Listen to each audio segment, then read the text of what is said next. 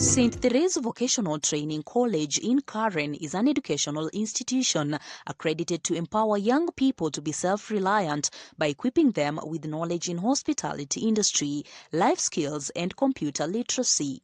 We seek to transform the hospitality industry under the supervision of the Donum Dei Missionary Sisters by molding competent individuals who are at the center of developmental activities. Join us today and rediscover your God-given talent and dignity through positive social interactions, dignified holistic training, and acquisition of hands-on experience in a serene environment. We are easily accessible by both private and public means of transport. Visit us at Donum Dei Rousel House in Karen or contact us on 0722 306 030 or 0739 309 593 or send an email to info@rouselhouse.com. We also hire professional cooks, housekeepers, waiters and waitresses. Visit our website at www.sttherese.ac.ke for more details. St. Therese Vocational Training College. Actualize your full potential in life.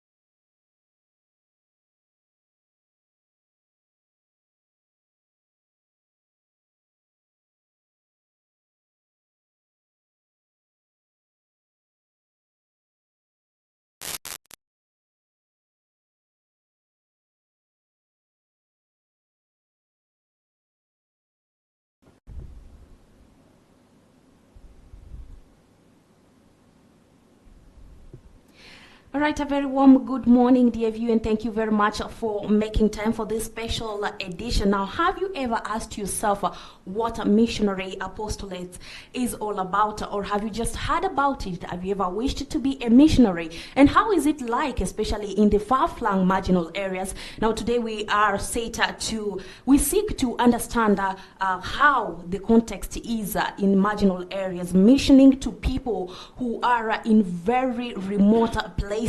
And of course, here with me in studio, I have people who represent different parts or in this country, that's different dioceses, and we'll get to know or hear from them. How is it like? How is the situation on ground? Is it just all rosy? What kind of challenges do they go through? So I'd like to give them a few seconds to introduce themselves to you before we make a step forward.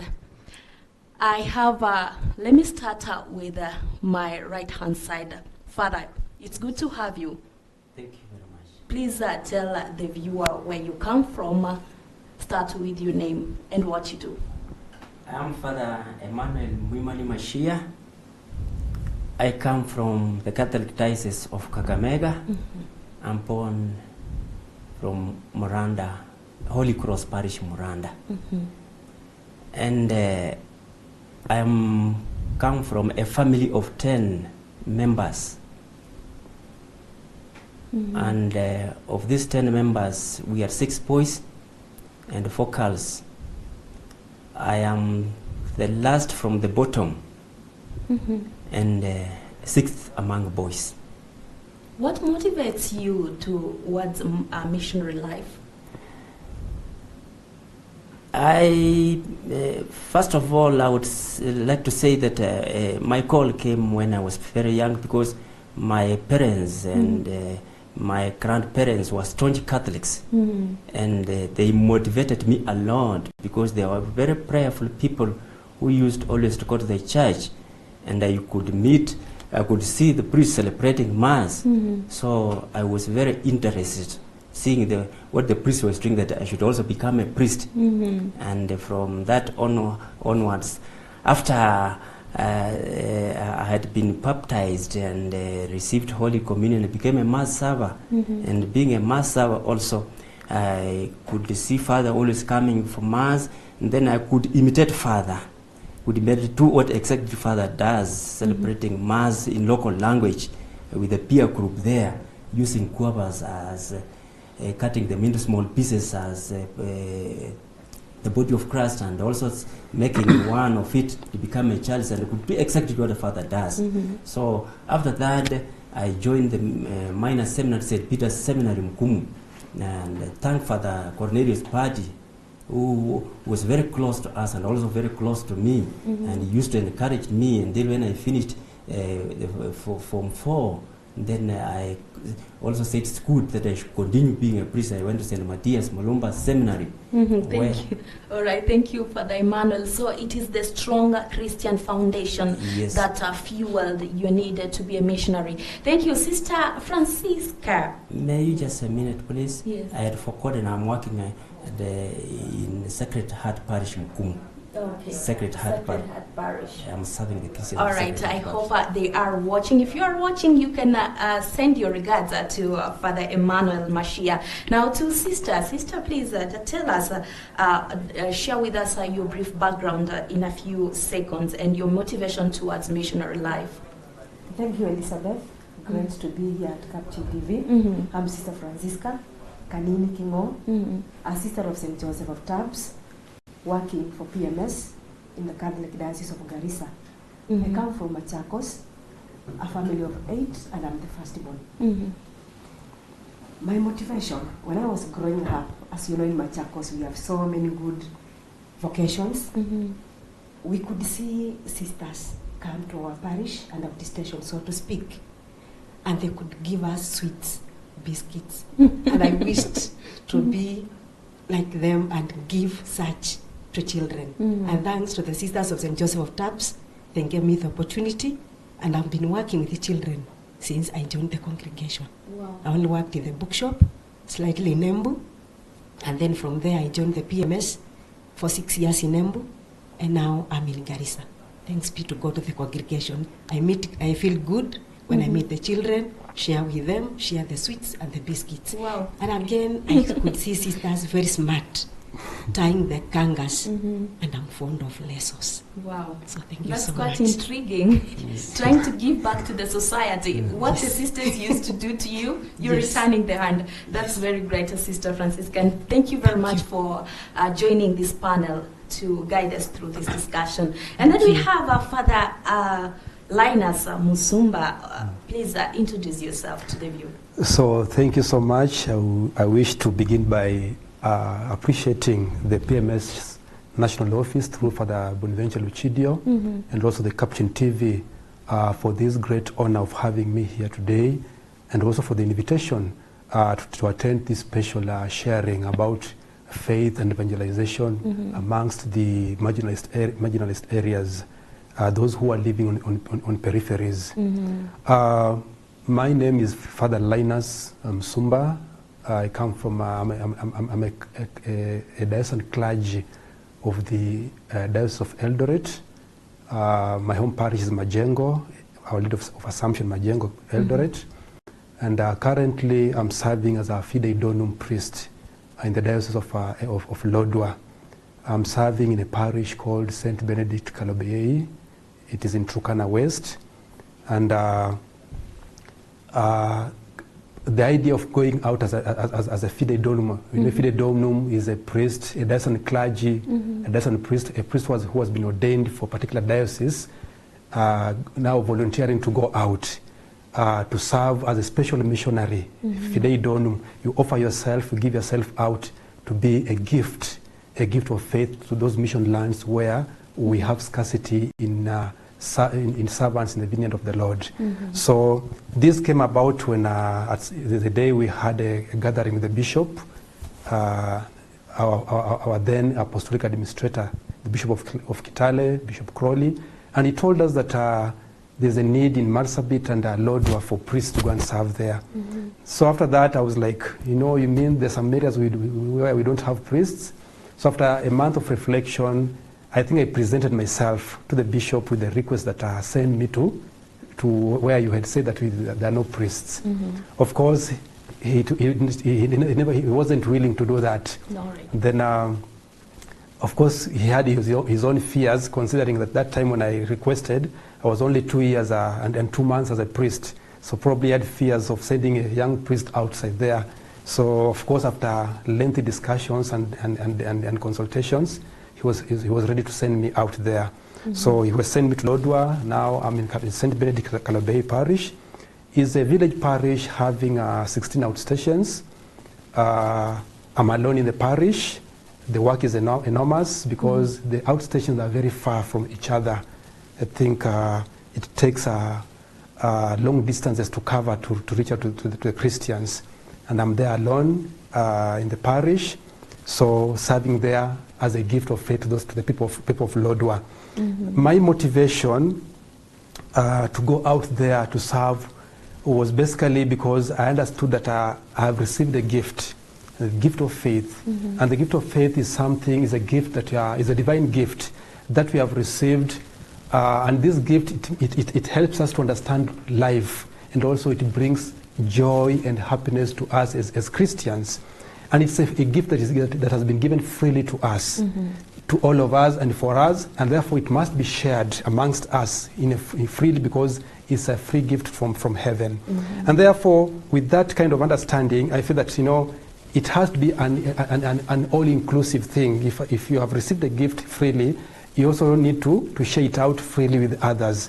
So with that kind of understanding, it provoked deep within me a desire to go out there and share this free gift that I've received from God, faith, and also ordination priesthood, to go out there and share with those people who are living on the peripheries. Because for me, I couldn't understand, when we talk about marginalization, yes, in the context of geography, it is okay because that is nature, that some places are marginalized because probably they are deserts, they have their own challenges geographically. But when it comes to marginalization, when it comes to issues of faith, it becomes an issue. Because how can some people be marginalized when it comes to Christ's salvific mission? All right. We'll get to that when we are trying to understand the different contexts where all of you come from. But for now, let me remind you, dear viewer, that you can be part of this discussion by sending your questions or your contribution on the topic mission in marginal areas. And remember, the number to use is 0717424866. Feel free also to drop your comments and your feedback on our social media platforms, because we are live on YouTube and Facebook. My name is Sasha Elizabeth, and we are going to do this into two. We have general questions, and then we have specific questions for every member of the panelists. So we'll start with the two general questions. First, because we run short, the time is against us, and we also need to move because of other programs that are waiting. I'd like to take this opportunity to invite you to share with us briefly, how is the situation like where you work? Because there are different places, Father from Lodwar, Sister from Garissa, and Father Emmanuel from Kakamega. How is the situation like in terms of the geographic region, the people, what Father Musumba was trying to put across, their beliefs, and especially climatic conditions, because they greatly affect the mission work. Let me start with Sister Kanini. Thank you, Elizabeth. The situation in Garissa, like in the geographical part of it, Garissa is a very fast diocese with few Christians, of course, because the majority are Muslims, our brothers and sisters. Garissa, from Garissa to the farthest parish, which is Mandera, is 800 kilometers. And we have a sort of insecurity in this place. Like now we don't have a priest, a resident priest in Mandera, but they are served from the cathedral. May his soul rest in peace. We had Father John Musioka, who was the parish priest of Mandera. He passed on last year. And now after that, our current bishop, Right Reverend George Modhaka, when he was the vicar, he took over. And I know that he's still doing something because he must serve his Christians. For them to go to Mandera, they must drive to Nairobi, take a flight to Mandera because of insecurity. You can't go by road. And then we have 7 parishes in the Catholic Diocese of Garissa, and we are divided into 4 counties. We have Garissa as a county, we have Tana River, we have Wajir, and we have Mandera itself. And then in the part of Tana River County, we have 4 parishes. We have the farthest parish, St. John the Baptist Wenje, which is 200 kilometers from Garissa. Then we have Hola, St. Francis of Assisi. We have Sacred Heart, Emmaus, and we have St. Jude the Deus, that is Bura. We have 4 parishes, and we thank God that the Christians in these 4 parishes, most of them are the indigenous. We have the Pokomos, and you can find in a family we have Christians and we have Muslims in one family. They have no much issues. They do their things together, and it's okay. In Garissa, it's quite different. The Christians we have there, they are all from down country. That is from the other parts of the Kenya. They come there like civil servants. Others are doing business, and they are good Christians. They support the mission in Garissa, and we applaud them for the work they do. And I'm sure recently you saw our celebration for the installation. Yeah, it was quite colorful. Yes, people doubted whether it was Garissa. And I want to confirm to the world it was Garissa indeed. It was so good, it was colorful, and Christians feel it is their mission to support the mission in Garissa. Though at times when it comes like in Christmas and Easter, we are left with a few because they go up country, and then we are to remain there. But we thank God, we are doing well. Garissa, as people know, it's very hot. Hot in that when we come here we want to go back because here it's very cold. But then we thank God. We have many congregations who have come to help the mission. So we thank God for the church. We have some few congregations, like in Wajir we have 2 congregations. We have Daughters of St. Anne and we have the Chameleon Sisters. Then in Garissa we have ourselves St. Joseph of Tabs. We are also in Hola. And then we have sisters in Bura, Mary Mother of God, and we have priests. So we thank God, though we are not many, but we are up to the task, and we are ready to share the Christ word in these our brothers and sisters Muslim, that we are not there to convert anybody, but we are there to work together and make Christ felt and experienced in this Muslim-dominated area. Thank you. That's quite a great spirit, sister. Thank you very much for that. To you, Father Emmanuel Mashia, how is the situation like in Kakamega? In Kakamega, where I have been working. Where you've been working before? Yes. Okay. So where I was sent to work. Yeah. First of all, I would say that even as a missionary, I didn't go on my own. I was sent by my Lord Bishop, Right Reverend Bishop Joseph Opanyi.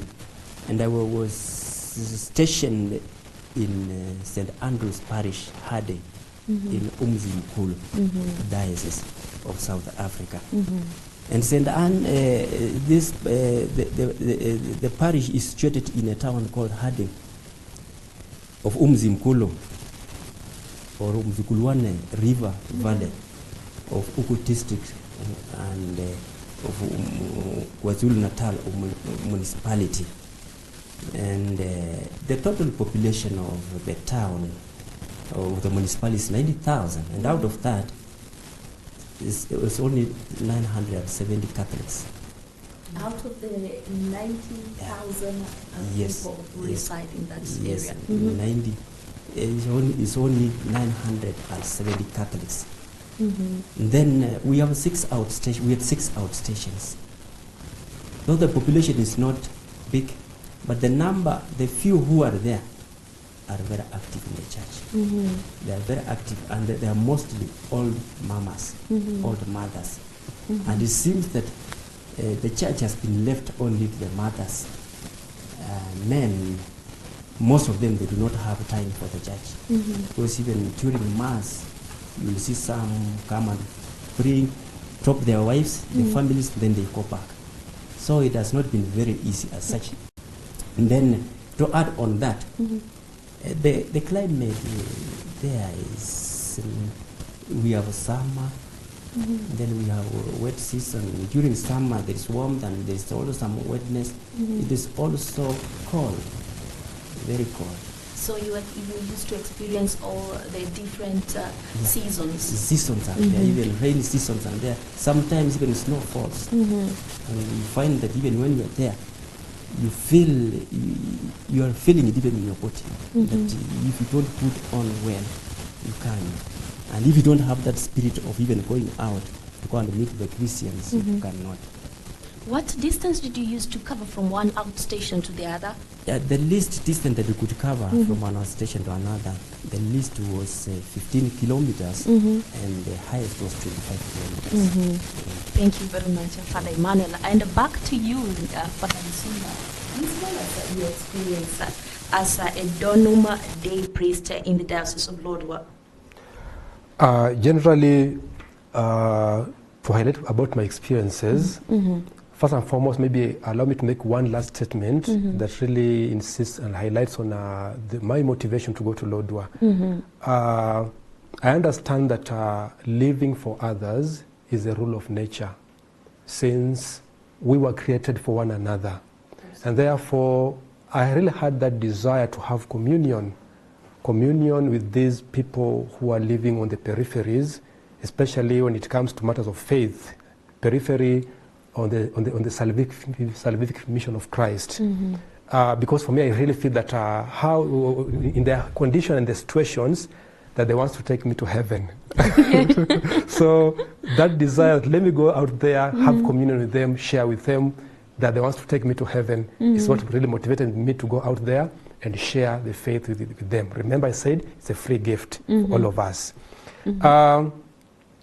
My experiences have been good because faith is meant to be shared.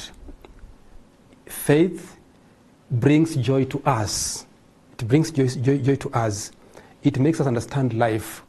And I can only say that probably the experiences that I've gone through living with a community that that is so marginalized, I came to understand that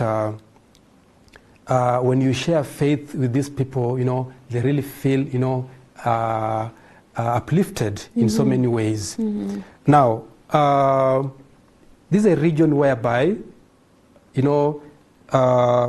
geographically, it's just mountainous, rocky terrain, impassable roads when it rains. When you talk about the inhabitants, majority of them are pastoralists, people who move from places to places in search of pasture and other things.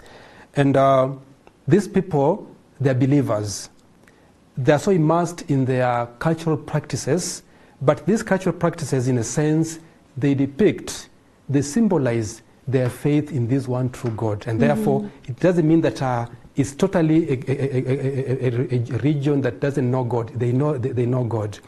And culturally, they have that belief in God. Of course, they call God Akuju. That is God in Turkana. Akuju, yeah, that is God. Yeah. At least I've learned one word in it. Yeah. So culturally, they believe in God. They have that high sense and respect for God. So, but when you look at it from other angle, we can categorize them as a group that is at the level of fast evangelization. Turkana people, they are hungry and thirsty, not just for food and water, but they're hungry for the word of God. They're thirsty for the love of God. And my experience with them was just about how to share this word with them, how they embrace and they receive it, because in their beliefs, in their cultural practices, they already have that sense of reverence to the divine. And therefore, they are hungry for the word of God, thirsty for the love of God. And my experience has been to share this with them. Yes, at a deeper level. Thank you very much, Father Linus Musumba. And you mentioned or you highlighted something very important, the deeply rooted cultural practices. I don't know, how do they affect, in a few seconds, let me start with Sister. Have they affected you in your mission work? the cultural practices, because these are things that communities or local people hold them very dearly. Yes. For example, when we'll talk about the vocations in these areas, the beliefs in this area that a woman is meant to marry, to be married, and a man is to marry. So when you speak of you are not married, they can't comprehend that. Because at times you meet them when you go for apostolate and they ask you, where is your husband? How many children do you have? So it takes you time to explain to this, and at times you don't know what to tell them because they can't understand.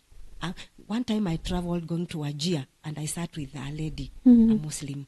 Then she was like, where is your husband? How many children do you have? So to explain to her, she could not understand that you are meant to have children.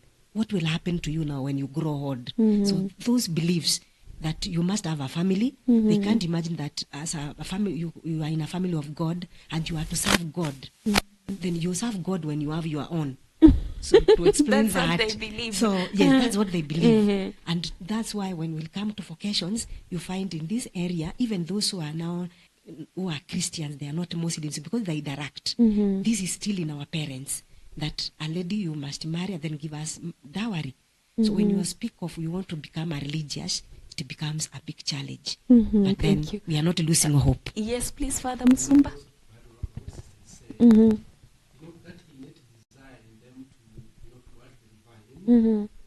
really makes them to be more willing to embrace the worship of God and faith, and this is evident whenever we go out there to celebrate liturgical masses with them, because for them it's just seen through how their actions. You cannot tell a Turkana person to sing or to pray. Singing, praying, dancing for God, it just flows out of them naturally. Yeah, it seems like it's innate. It is innate, yes. That desire is there. So, it gives us joy and the motivation to serve these people in their conditions. Yes. I'm told it's time to go for a break, but first let me hear from Father Emmanuel briefly. I don't know if the cultural practices conflicted somehow with the Catholic faith or your mission work in Umzikulu Diocese in South Africa?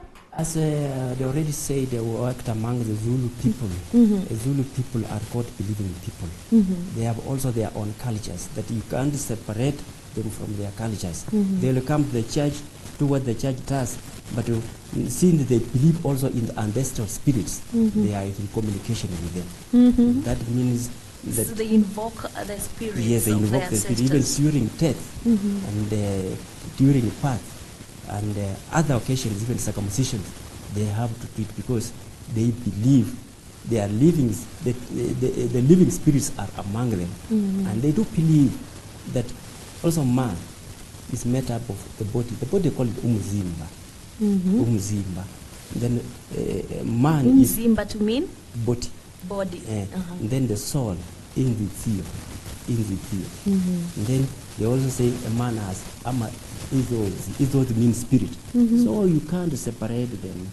They come to the church, but they also make sure that they are part of those traditions. Yes. Thank you very much, Father Emmanuel. Now, this is quite interesting. It's got an interesting discussion. How I wish we could just keep on conversing, but I'm told it's time to take a break. But we'll be right back with more on this topic, the mission in marginal areas.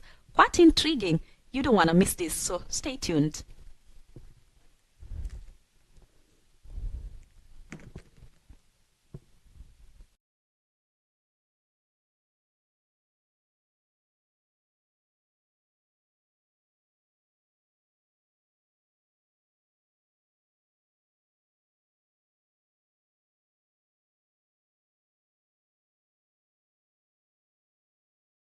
Capuchin TV, your Catholic broadcasting ministry.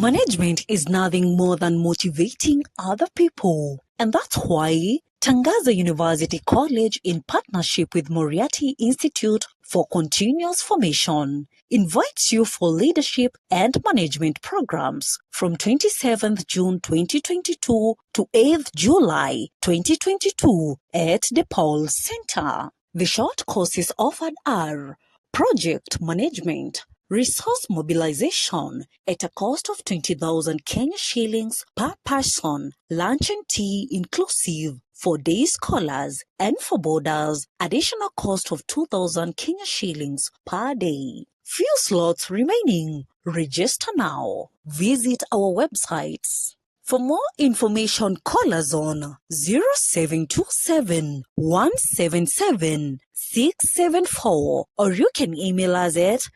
clmadmin@tangaza.ac.ke.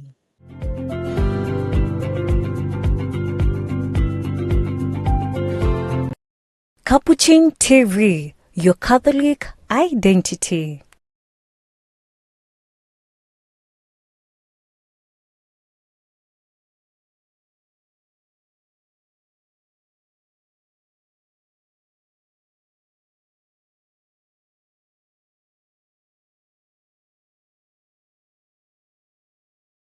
One single question, but those ones were general questions. It's understandable because you all of you had to respond to them. So the next session, it's like specific questions for everyone. Okay, yeah.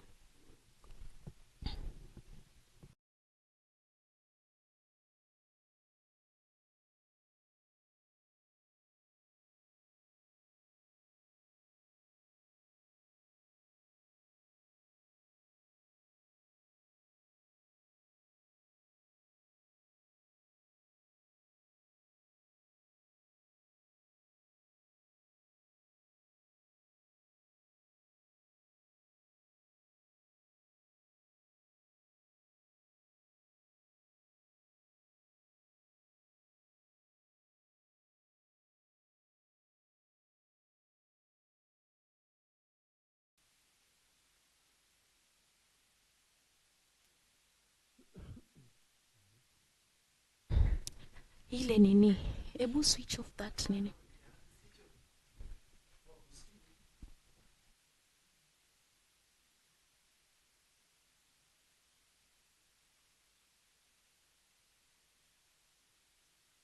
All right, welcome back, dear viewer, and thank you very much for keeping tabs with us here on Capuchin TV, bringing you the second part of this special edition of the Pontifical Missions Societies, that is mission in marginal areas. We're just trying to understand, trying to wear this shoe of these missionaries who have been in these regions, very remote places, marginal places, and they've been missioning with the people. And of course, we move on swiftly with the conversation, but of course, you can keep your questions coming, and we will sample some of them as and when the time allows. Just to remind you, among the panelists is Sister Francisca Kanini, the PMS Director of the Catholic Diocese of Garissa, and a member of the Congregation of the Sisters of St. Joseph of Tarbes. And we also have Father Linus Musumba from the Diocese of Eldoret, but working as a Fidei Donum priest in the Catholic Diocese of Lodwar. And thirdly, we have Father Emmanuel Mashia from the Diocese of Kakamega, who previously worked in the Catholic Diocese of Umzikulu in South Africa. So briefly, thank you very much for your patience, and welcome back to the second session. So we will briefly respond to some of these questions that we have. I'll start first. Let me give Father Emmanuel a few seconds to tell us about the sacramental life of the Zulu people, who are the majority in Umzikulu Diocese in South Africa. Umzikulu Diocese, in Umzikulu Diocese, the people of Zulu, they prefer sacramentals a lot. And you find that even when you look around the vehicles that are moving, nearly in those vehicles there are rosaries.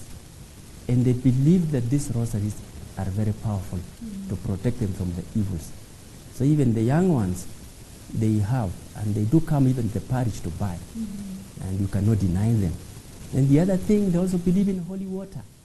The holy water is also used, they use the holy water to do away with evils, to protect themselves from evils. So even when you're going to for the Mass, or the Christians come, they ask for that water. And it's not only the Catholics. I've experienced it myself. someone come in the parish and ask me, Father, I need some water. Father, tell on give a month. I ask you to give me some holy water. But I ask him, are you a Catholic? Do you know how this water is used?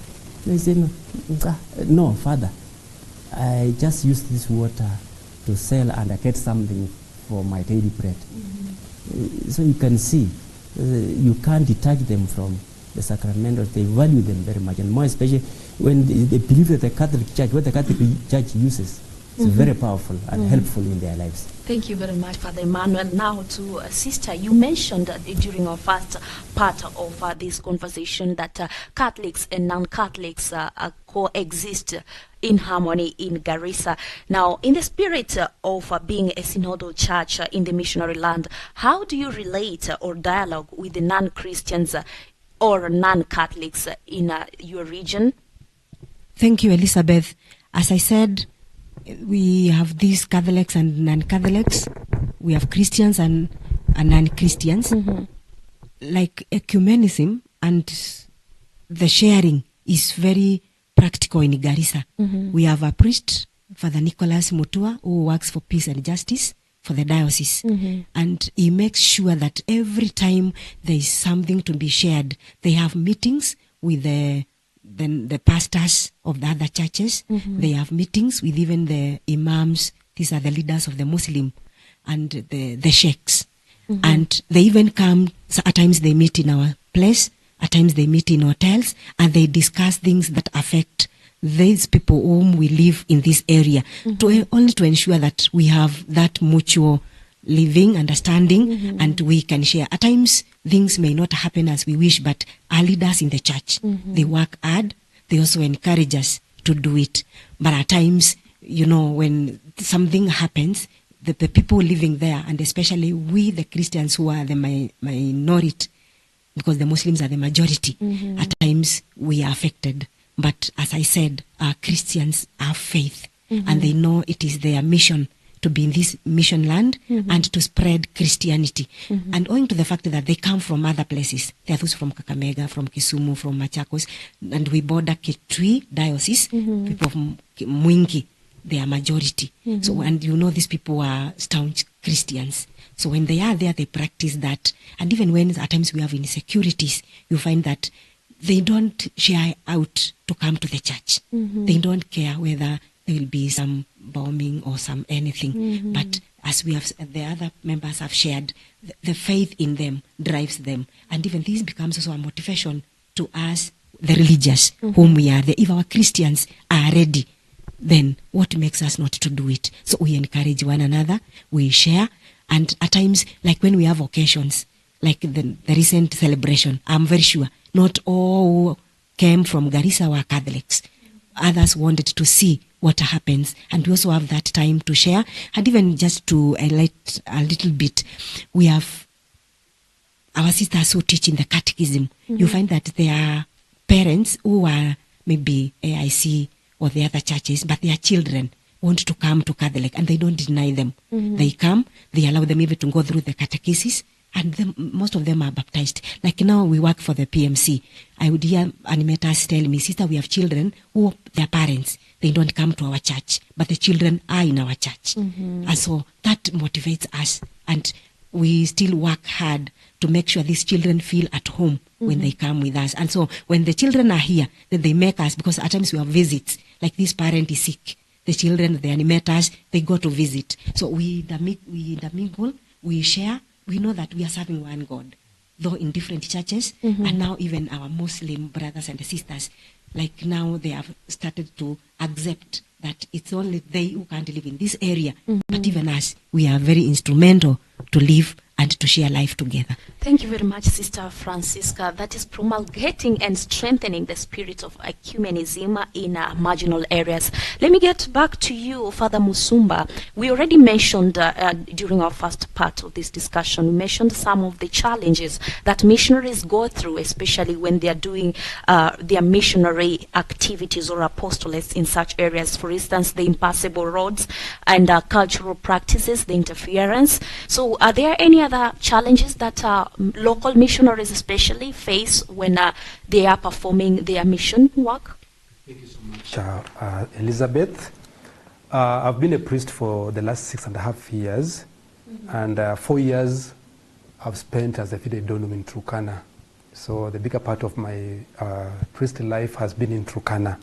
And as a local missionary, a fide donum to Turkana, there are several challenges that we go through. Of course, I'll narrate probably what I've experienced, and it cuts across all of us as a local missionaries in these places. One of the things is the language barrier.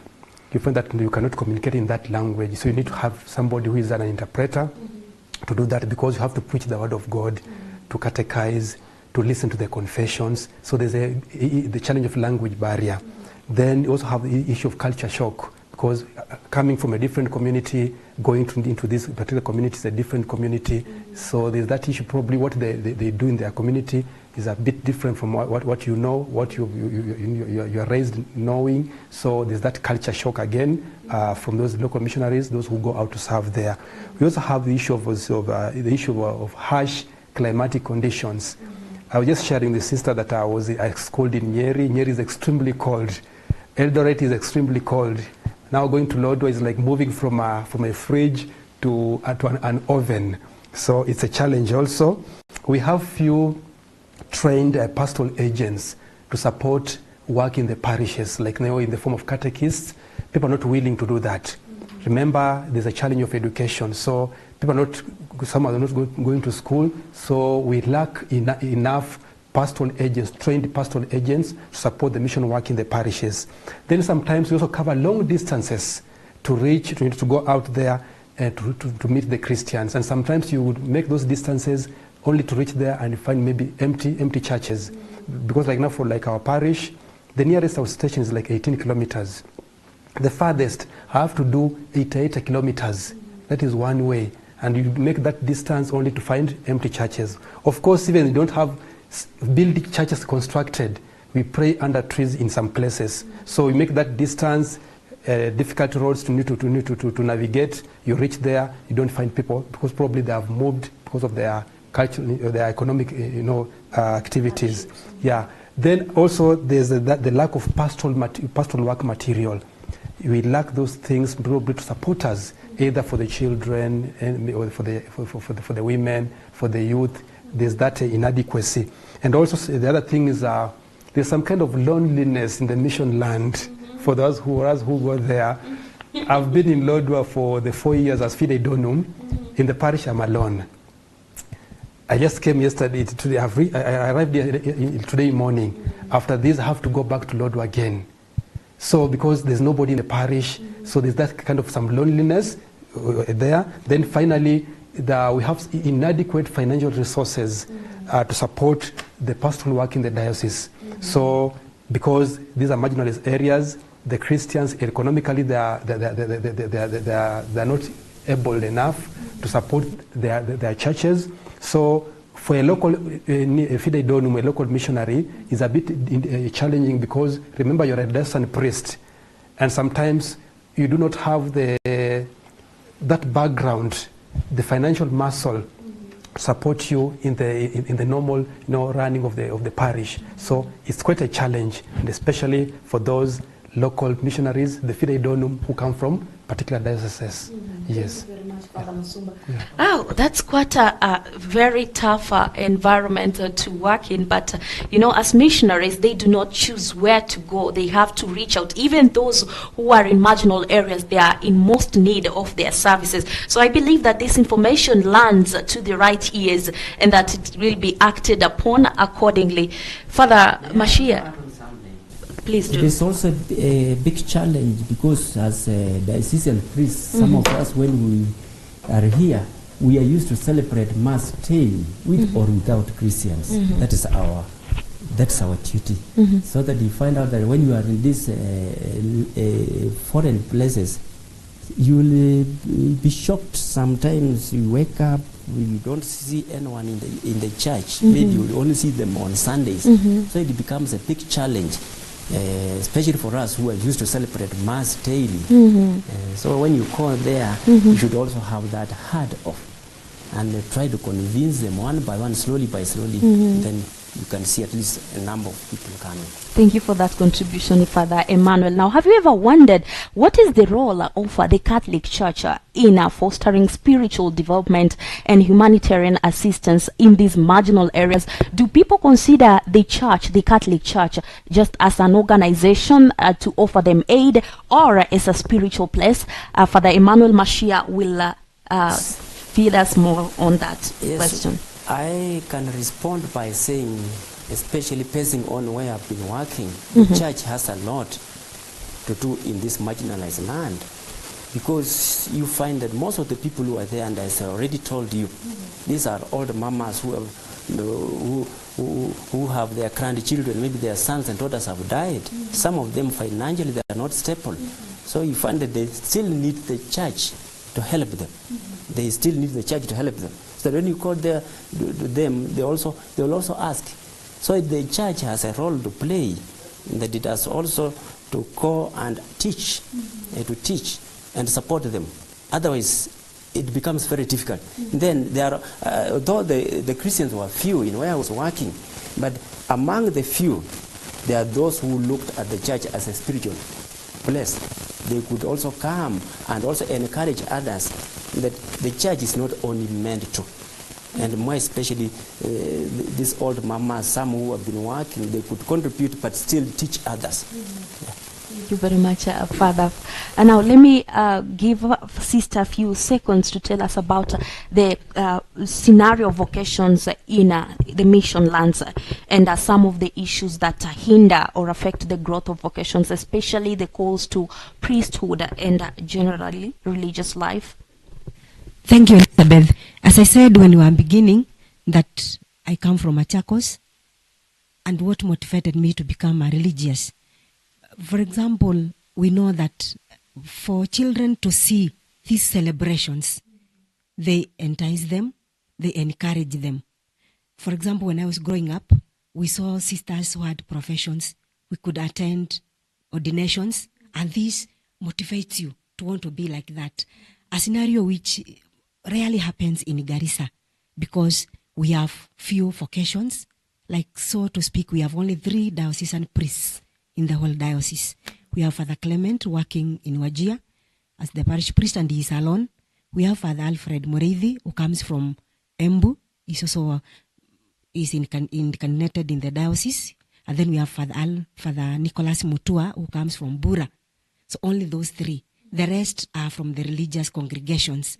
And so you realize that because we don't have these many occasions where children can realize what happens for one to become a religious, what happens for one to yearn to choose this type of life.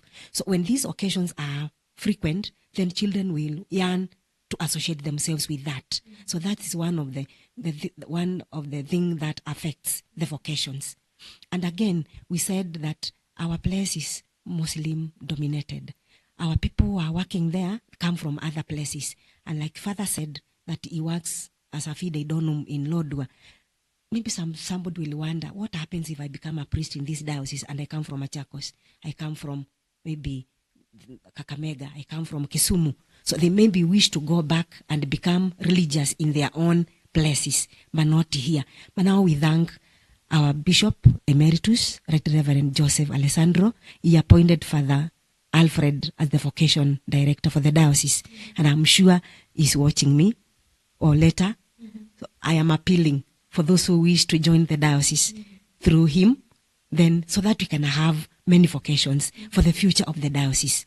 I also thank the church through the congregations which are there, because we are serving the church from different congregations. And again, I want to applaud one priest, Father Luis, who has begun a congregation. We have an upcoming congregation in the diocese called the Fraternity of the Holy Cross and all the saints. We have seminarians, almost over 30, and they are from across the country. We have them from Kakamega, from Kisumu, Homa Bay, from Machakos. And so when now children will see these seminarians, they'll see like ordinations, they'll yearn to be like them. And like the religious, the sisters, when we have our celebrations, we take them to our formation houses for the final professions, for the first professions. So our girls are yet to see this. So maybe in future, will wish to have a profession in the diocese so that our girls also could see it is so good, because they only see us when we come to serve them. They don't know what happens in the kitchen for you to become a religious Thank nun. you very much, Sister Francisca. Now, Father Musumba, briefly, because I'm told our time is almost over. What are the mitigating factors? What mitigating factors could be adopted to attract vocations to the priesthood or religious life, especially by indigenous people whom you served or are serving right now in your specific areas of mission work? Because based on the kind of challenges that you've put across, no one would willingly want to go to such places. So first and foremost, we know education is power. It brings about change and transformation within any particular civilization. So for me, the first mitigating factor would be probably we encourage education of the people, of the local people, because it helps to enlighten even the cultural practices of the people. Secondly, by also promoting the issue of inculturation, in the sense that people could start to see vocation, called to religious life, called to service in the church as a value, not something that should be distanced from. So inculturation, people start to seeing that, oh, vocation is also a value that needs to be embraced by our local people. Thirdly, we need to have continued efforts of witnessing the word of God, of course, through good deeds. Those of us who are there, who have been sent there as missionaries, to increase our efforts on witnessing, the word of God through our good actions, so that it becomes something attractive to the local young boys and girls to embrace this life of vocation. Then the fourth thing, as a mitigating factor, is probably also to continue encouraging local vocations. I thank our Bishop, Right Reverend Bishop Dominic Kimengich, who was there, the Bishop of Lodwar. Now he has moved to Eldoret. He began a local congregation of the sisters called Good Shepherd Sisters of the Immaculate Conception. The intention was to encourage and to promote local vocations, amongst the Turkana girls, and it is doing well. Of course, currently you only have one Turkana girl, but I know with the passage of time, things will change. So we have to encourage vocation in education, promote inculturation, continue the effort of witnessing the word of God, and also promoting, local vocation to amongst our people. That's quite clear. Now, because our time is up, I'd like to give you each at least 30 seconds, and in terms of a question. So I'll start with Father Emmanuel Mashia. As your parting shot, please tell us the kind of support that you receive from your dioceses, your parishes, communities. Do you ever receive any support in terms of material or moral or spiritual support from them? We close. Thank you very much. I got support from the PMS through Father Luchitio when I was a missionary in South Africa, and that was very great. And in fact, it helped me to do my pastoral work well, and I was also able to help those who are also in need. I do also thank my own Christians. They supported me morally, spiritually, and also my own Bishop Obani, who came there to see where I'm working, and he supported me morally and encouraged me. And lastly, I will also say that I would also like to thank the PFC and the BPC of Harding through the chairperson Elizabeth Shashinja and Pascal Garuche, who also were very close to me and helped me financially, and to ensure that I have also food at the table. And the Solidarities, St. Anne, and the Sacred Heart, Sacred Heart of Jesus. Thank you. Thank you for the Emmanuel Meshia. I understand there's nothing as fulfilling as getting a brother from your home when you are in a foreign land. It's quite fulfilling and therapeutic. Now, sister, what is your parting shot? Please tie it up with the kind of support you receive from the different institutions or the organizations that are affiliated to the church. Thank you, Elizabeth. I want to appreciate the PMS office, they give us support. As I said, our diocese is very fast. Mm-hmm. And as the PMS director and the PMC coordinator, to move from one parish to another, you need communication, you need transport, Mm-hmm. and our roads are not so good. So they give us support. Mm-hmm. They give us support, the PMS, and they fund us when we need some money. Mm-hmm. So I'm so grateful through the PMS office, even the diocese. Mm-hmm. Our bishop is very supportive. You share with him that you want to meet a certain parish, Mm-hmm. and he's like, you are ready, he's ready that you go. And even when you want him to be there, you plan for programs. He is there to support them. Mm-hmm. He is there to do mass for children, even for the animators. And even I want to thank my community, Mm-hmm. my sisters, Sister Josephine and Sister Agnes. They are very supportive. Even now when I'm out, they are ready to stand for you. And even the congregation, they are always asking, how are you? How is it? And that helps you and makes you feel good. And even the Christians, they are very concerned. They see you on town. At times you walk and they're like, sister, we want to take you back home. So they feel you are working for them, and that encourages you. And even at the end of the day, you say, surely, even if the place is a little bit hard, but the support you're getting, God sends people to come and work for you. So I want to appreciate the support we get, and I want to thank my bishop, and I'm sure he loves the children. He loves us when we work there, and he has a lot to help us. And just to round it up, in Garissa, we have high levels of poverty. Our children, at times, they will come and tell you, sister, we have not taken any meal. And so, even for the education, we have a school there, just in the cathedral, St. Mary's. The children, many of them are supported by the diocese. They don't pay not even anything. So, because our bishop loves education, the current bishop, even the former one, the current one bishop, the Right Reverend George Mudhaka, he has learned from his former bishop, and he's very passionate about education. So I thank him and the support that he gives us. And I want to, those who want to come to Garissa, it is not as bad as people think. It is not bad. So you are most welcome. Come so that we may spread the word in this. Thank you so sister. much, You know, there Elizabeth. are some regions, especially I visited West Pokot myself, and the kind of mentality, the image that people have, the perception of West Pokot, it's actually totally different when you get to visit the people, interact with. So thank you very much, assistant. The message is home. I hope they create time and visit you, especially during such celebrations, so that they can understand or get actual situation how it is.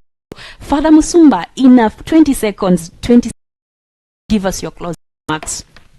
Remarks is to encourage our Christians to be part of evangelization, and I want also to remind them to offer spiritual support through their prayers to all the Fide Donum priests who are serving out there, to offer social support through pastoral to those parishes where we serve, to offer moral support through encouragement. This could be through phone calls or maybe text messaging, to offer material support through their donations, things like clothes, food, vestments, sacred linens, provision of liturgical books, and maybe construction material for building up our churches, because most of them are being under trees, and also financial support through their offerings, tithes, mass tithes, and maybe collections. So when we come to them during mission appeals, let them be willing to support work, because through those donations and support, they're preaching the word of God in that manner. Then lastly, I want to a message to all of us, the Christians, all the people of God, Muslims and faiths, now Kenyans, especially now when we are now going into this electioneering. I want to say this, my dear people, Kenyans and Christians, be good Christians and honest citizens. Live a quality life by loving others.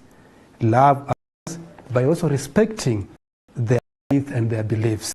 Finally, the word of God has no boundary, and endeavor to share it out. Absolutely. That's quite punchy and hefty. Thank you very much, Father Linus Musumba, all the way from Lodwar, and Sister Francisca all the way from Garissa, Father Mashia Emmanuel from Catholic Diocese of Kakamega, who has been also working in South Africa, Umzi Hulu Diocese, South Africa. So thank you so much for creating time enlighten us. Actually, there's quite a lot that I've learned personally.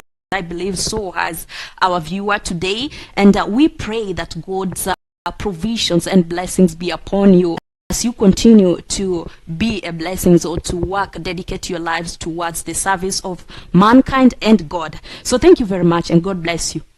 All right, dear viewers, so thank you very much. We've somehow exceeded our time, so I appreciate the team behind, starting with my camera operator, Felix Ouma. Thank you very much for your dexterity in the camera operation. Our sound operator has been Eric Otieno, assisted by Boland Basiba. And we also, on our visual mixing desk, we had Michael Ndegwa, and our transmission desk is Kibandi Michael. Thank you very much, team, for your efforts. This is quite successful. And remember, as all that is mentioned and done, remember whatever that you are doing, whether in mission work or religious life, you are because I am, and I am because. So we are one another's strength. I'd like also to congratulate or laud the efforts of Father Bonaventure Lucidio, who is the PMS director in Kenya, and Father Mila Vincent of the Capuchin Franciscan Miners for planning and coordinating different aspects of the production to ensure this to you smoothly. So see you in a fortnight. My name is Sasha Elizabeth. Goodbye. Thank you so much.